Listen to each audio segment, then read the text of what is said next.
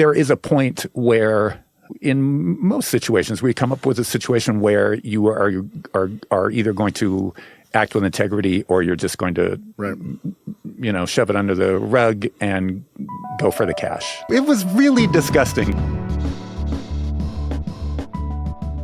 Steve Taylor, welcome back to the Bulletin. Thank you, Mike. This is going to be fun. We'll see how much. We'll see. I was going to say we'll see if you're still thanking me when the conversation's over. But no, we're sitting down to talk at a moment when a lot of people in Christian music right now are kind of reeling. And a few weeks ago, over at Julie Roy's website, she published this story about. Well, she published a series of stories now over the last several weeks. There are these scandalous stories about the Newsboys, about the organization, about Michael Tait. The Guardian, a British newspaper, published a story about Michael Tait as well, in which he's been accused of drugging and sexually assaulting a number of young men. The most recent story from Roy's is an account of a young woman who was, is accusing Tait and other people connected to Newsboys of that, drugging her and sexually assaulting her. So, for context for our listeners, you're not just a bystander in a Newsboys story. So maybe start there. Like, when did you first get involved working with the Newsboys? Yeah. I believe the year was 1992.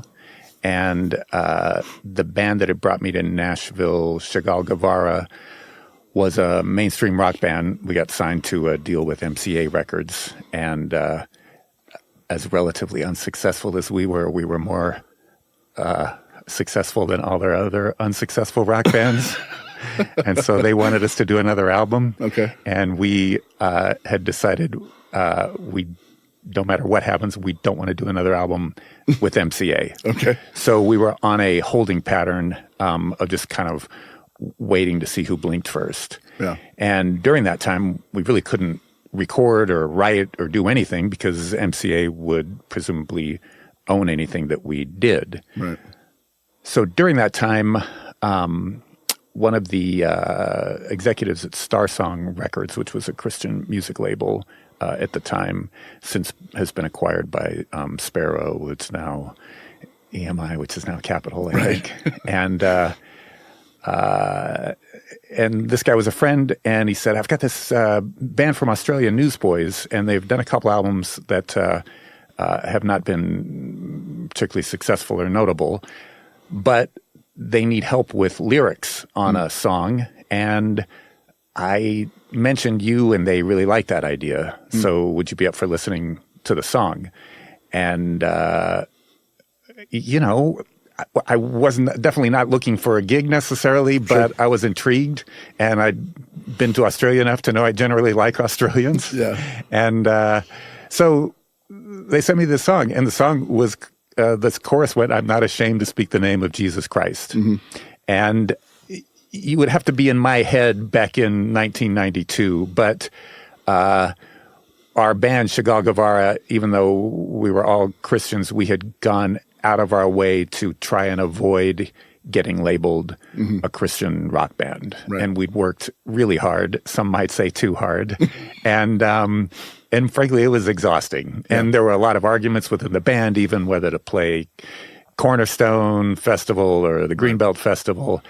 So when I got this song that had this pretty simple chorus, it's like, I really like this. Like, it just felt really refreshing. So I agreed to meet with the band leader, Peter Furler, and we hit it off. And I agreed that their lyrics needed help. And so I rewrote the lyrics to the song. But in working with Peter, I said, hey, what if we just went ahead and finished this song off, and I could produce it, and you could co-produce with me, and let's just see what happens. And so we did, and gave it to the record label, and they really liked it, and so they hired me to produce the album. Yeah. And then I also became essentially their lyric writer as well. Yeah. So that was the start of what became a really great partnership with the band. And we did 3 albums, and I think it's fair to say they went from 0 to 60 pretty quickly and quickly established themselves as a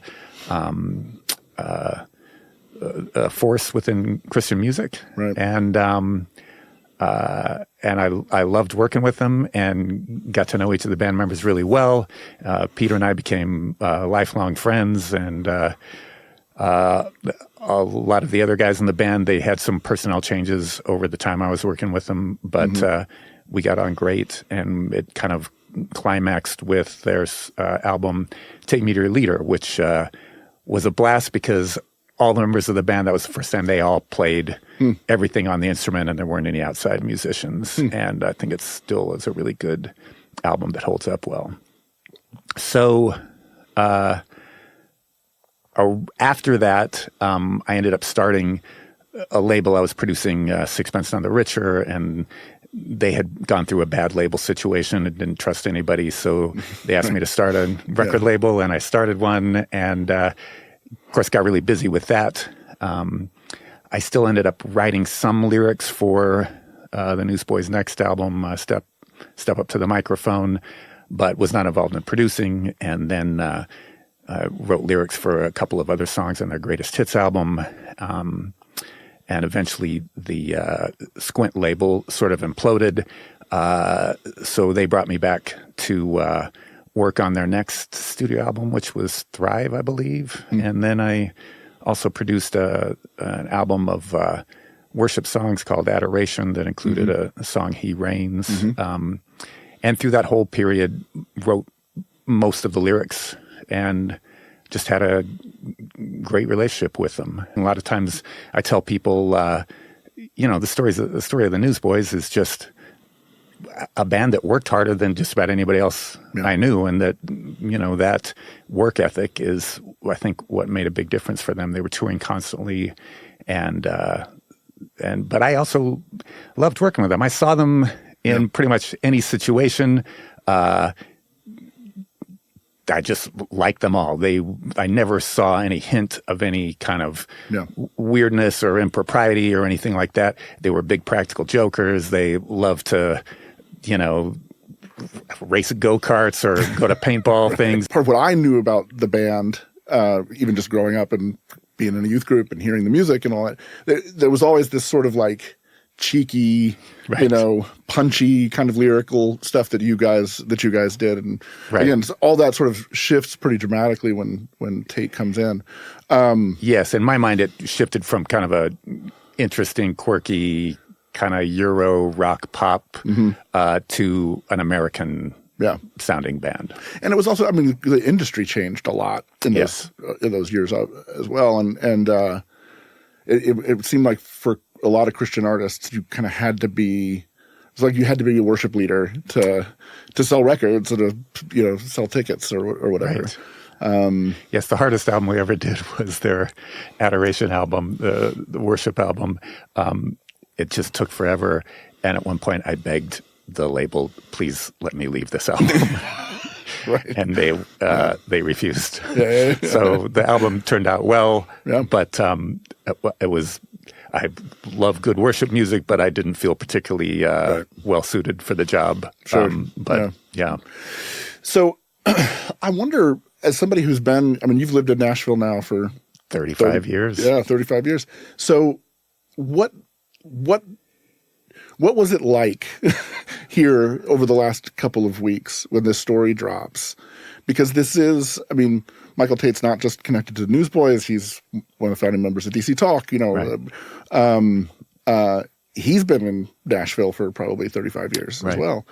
I imagine that story made waves when it dropped here. Yes. I live in a little bit of a bubble because I'm not on social media or barely on social media unless I've got something to sell. And so I'm not involved in Christian music in any significant way anymore. But I, of course, have friends who were well aware of the situation, and I ended up reading Ms. Roy's articles as well, and found it very, very distressing, and am really grateful for the work that she's done. I think it's really important, and I'm glad she did it. Yeah, Julie Roys and Jessica Morris, this Australian journalist who did a lot of the reporting, feel credit where credit's due for that. So take me here then.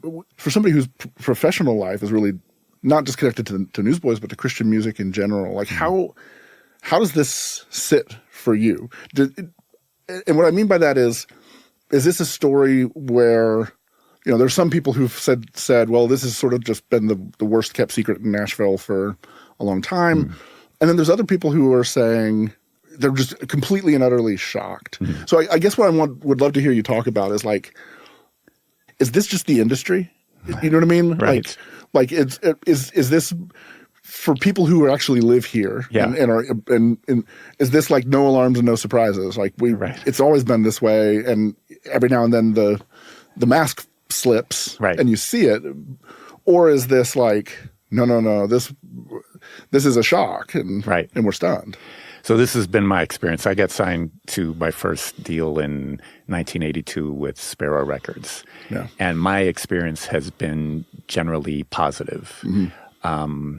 Since I've been on both sides of the music industry, mainstream and Christian, when people tell me that there's no difference, I say, oh, really? Well, then you haven't worked in the mainstream music business because it definitely, from my experience, has been different. And I have certainly... What do you mean that it's been different? So with my experience in the mainstream music business, and I've worked with some good people as well, but that there is no backstop, that you not only have to wonder if what someone is telling you is the truth or not, but you have to wonder if they're deliberately lying to you to get what they want.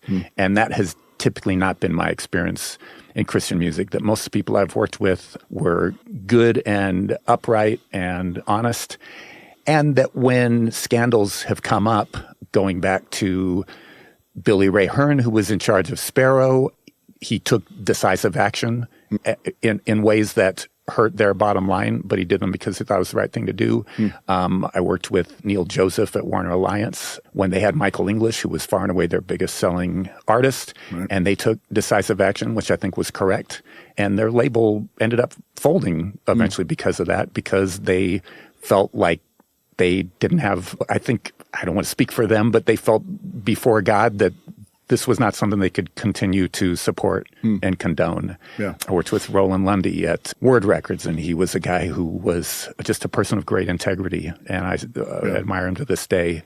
So I have no doubt that there are bad players, and there are people who get into Christian music for the wrong reasons. Right. It would be naive to think otherwise. Having run a record label, and even though our goal was to, work more in the mainstream, I also know that it's very difficult to run a label, to work with artists, to insist on high ethical standards. And there were times, even during the Squint time, when I was ready to cut one band loose in particular because I was just fed up, and got some good advice from one of my mentors, Bob Briner, who told me I should hang in there a little longer. So I don't want to act that like any of these things are easy, but and I've tried to never do that and to not make money something that was the ultimate good. I know that as Christian music became more corporatized or bought by bigger companies and things like that, I'm sure that pressure probably increased. But I still know many of the people involved in Christian music, and I think they are in it for the right reasons and want to do the right thing. Yeah. I think Newsboys, Inc., in particular, has been their manager, Wes Campbell, I found to be someone who was ethically challenged fairly early on when I was working with the Newsboys. And I confronted him multiple times on that stuff because I don't like working with people who are like that. And on those occasions, Wes would change some decisions that he was making based on pressure from me. And I remember times when he claimed to thank me for, pointing these things out. But it just seems like it started happening with more and more frequency to the point where, I just flat out didn't trust him anymore. Yeah. And I would say, in my experience with him, he's not a trustworthy person or a particularly ethically minded person. And since Peter left, he's been the person who owns Newsboys and manages Newsboys, and it's his band. It's not the band members' band. They're hired on on salary positions. Mm-hmm. So it's Wes's band, and it's been that way as far as I know since he brought on Michael Tait and Peter left. 2010 or so, yeah. Yeah. Yeah, because I think that's the fear that I hear a lot, right? As I've kind of asked around, and you sort of follow the chatter online too, there's the fear or the anxiety that kind of gets created with a story like this is, well, this is what you're just seeing now what it's really like. This is what it's actually really like. Yeah. And, I think for a lot of Christians, music just means so much to people, right? I had a really interesting conversation with somebody who is sort of moderately deconstructed with their faith, but they still, for them, like DC Talk in particular, the Jesus Freak record, like that thing means so much to them because that was the soundtrack of their childhood and their adolescent years, and whatever faith is left in there for them, that hearing that record taps them back into that experience, those things that mean so much. So I think where you find, or what I'm finding as I've talked to folks, is this sense of like, oh man, do I have to lose that too? Right. Yeah. How have you seen that over? Because you've seen people come and go. You've seen people fall from grace. Can you speak to that? Like, what would you say to somebody who says to you, like, I just don't know. I don't know if I can take any of it seriously anymore. Right. Yeah. I mean, I know a lot of good people who are still involved, and I feel like they're doing it for the right reasons. Mm-hmm. But it's an easy thing to believe your own press. Mm-hmm. The lyric I always think about when this conversation comes up is actually a record you produced. This is my 45th depressing tune. They're looking for money as they clean my artistic room, right? Yes. That sounds like somebody got burned in the Christian music industry. Oh, yeah, they definitely did. Yeah. How do you not become cynical about when these stories come and go? Well, the Venn diagram between theological depth and singing ability doesn't always overlap a lot. Mm-hmm. Maybe sometimes we expect too much from, I guess, spiritual depth from people who really just want to be singers. Mm-hmm. Well, my opinion is, well, if they just want to be singers, there's a whole pop music world that you should go after, right? I would like to think that artists would have the integrity to kind of self-select, and if they want to get involved in Christian music, they would realize that it comes with some added responsibilities that the rest of the music world doesn't come with. And that seems totally legit to me. Mm-hmm. And I think for any artist to act otherwise is, come on, you know better. So, well, and that's, and part of where I struggle even in thinking about it is with somebody like Tait. I mean, this was his whole career, his entire since he was a teenager. Yeah, he was singing on Jerry Falwell's Old Time Gospel Hour when he was a kid. Right. So how does a person, like, if he wanted to, it's not like he could have just woken up one day a decade ago and decided, I'm just going to be a musician now and not a Christian musician. Right. And that's not an option on the table necessarily for somebody like him. I don't know. Yeah, I think it is actually. Yeah, I would argue that point because he can't walk away from his reputation, right? He can't walk away from his discography, right? And all that. Right. Yeah. But I mean, people make that shift all the time. Mm-hmm. Not even necessarily I made that shift. Got to a place in Christian music where I wasn't mad about it. I wasn't angry with anybody. I just had felt like I'd reached what I wanted to do with it. And it's why I started a mainstream rock band with some like-minded friends. Yeah. So I understand the impetus, but I would argue, you do have that option. Mm-hmm.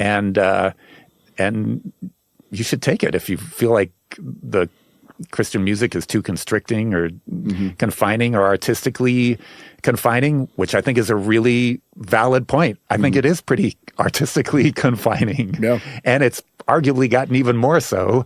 I don't know many ambitious singer-songwriters, potential recording artists that would go to a Christian record label because they feel like, no, that's not a... Yeah. Unless I'm ready to do worship music, that's probably not a place would be artistically satisfying. Yeah. So, but I'm just hesitant to make it sound like the artists are victims here somehow. Sure, I don't think they are. No. Yeah, and I'm certainly not arguing. Yeah. that that's the case either. You hear these stories. You've seen them happen to other people over the years. Different Christian artists or whatever. So here's who Tait is, right? Yeah. This is the God's Not Dead. Right. Guy. I think it's fair to say that was an artistically challenged project from the beginning. Sure. Right. So there's that. The Newsboys were the opening act for Mike Flynn's roadshow for the last few years, right? I had no idea. Is that right? Yeah, totally. Wow. So, and for listeners who aren't familiar with Mike Flynn, he was briefly part of the first Trump administration until he ran into some problems with being an unregistered foreign agent. Yeah, and lying about it. And lied about it Right. and went to jail for a little while. He eventually got a pardon. But, Flynn was kind of chief MAGA cheerleader, conspiracy theorist, QAnon conspiracy stuff. Like he's tied in with QAnon and all of this kind of stuff. And yeah, the Newsboys were like the musical act. Mike Flynn's opening act. I had no idea. That's crazy. So you don't. This story touches on so much about evangelical culture right now, right? Because of how enmeshed evangelicalism is with right-wing politics these days, and not just like this is not the right-wing politics of Jerry Falwell Sr. No, who.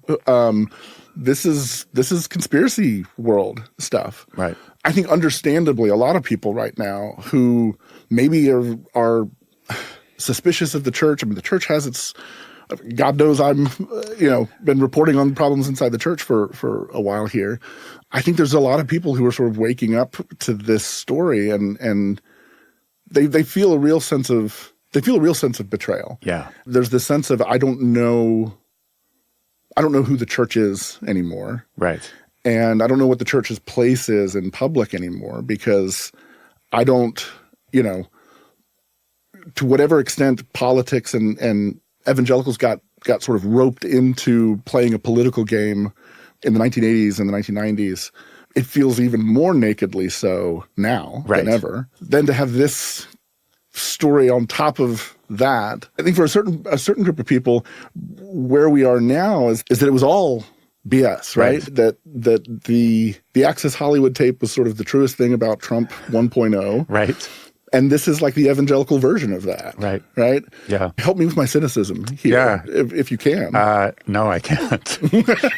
Not in this situation. Yeah. Because your profession, I mean, your reputation is connected to these guys. I'm bummed. I'm sad because I loved the work I did with Newsboys. Yeah. And it was not, there are very few songs that I produced and wrote for them that I would have wanted to do myself. Mm-hmm. But I mean, and there were a few. Mm-hmm. I loved working with Peter. Peter and I and John Painter and Jimmy Abegg formed a band that went on tour 12 years ago. Yeah. Had a blast. I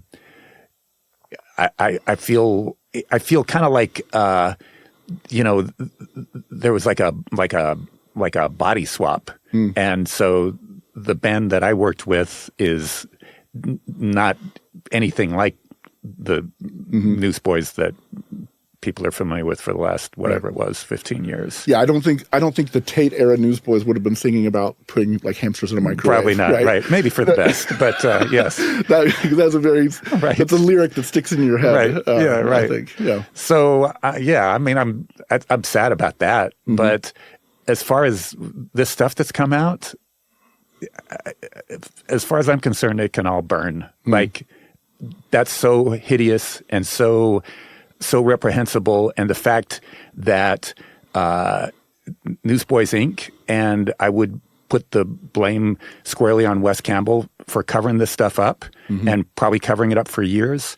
Yeah, it should all go away. Let me ask you this: when you hear a story like these stories that have dropped, right? Do you find it plausible that this could have all been happening in a vacuum somehow or another, and to sort of hear it framed as, well, we had no idea this stuff was happening, or this comes as a real shock. I mean, it comes as a shock to you, right?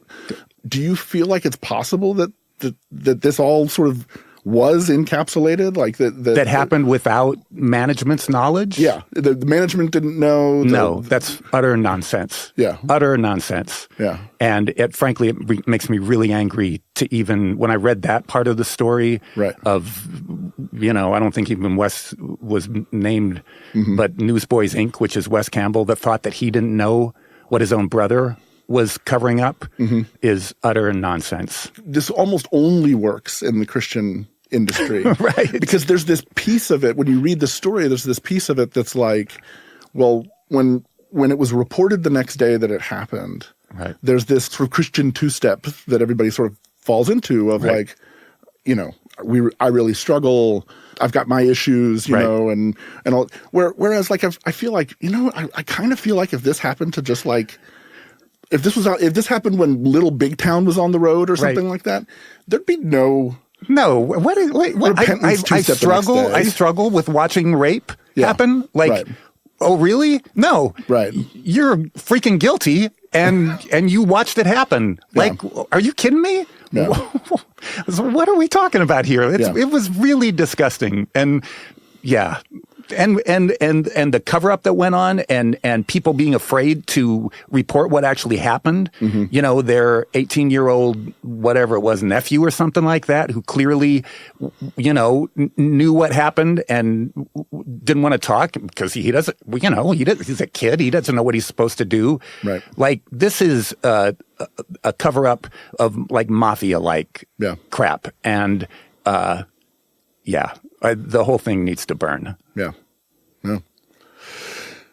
Well, I don't know that I can say it more strongly than that, or ask you to say it more strongly than that. I think the one positive thing I can absolutely say is just the courage of that young woman, absolutely, to share that story and to put her name out there. I mean, that's incredibly difficult stuff, to do. So, her courage and Julie's and Jessica's, So,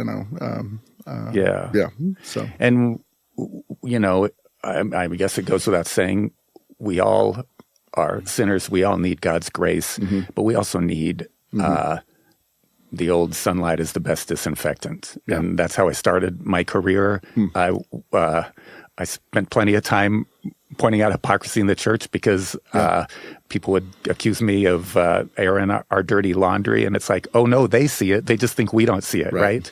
So what she's done and what you guys are doing is just really important work, and I'm glad all this has come to light.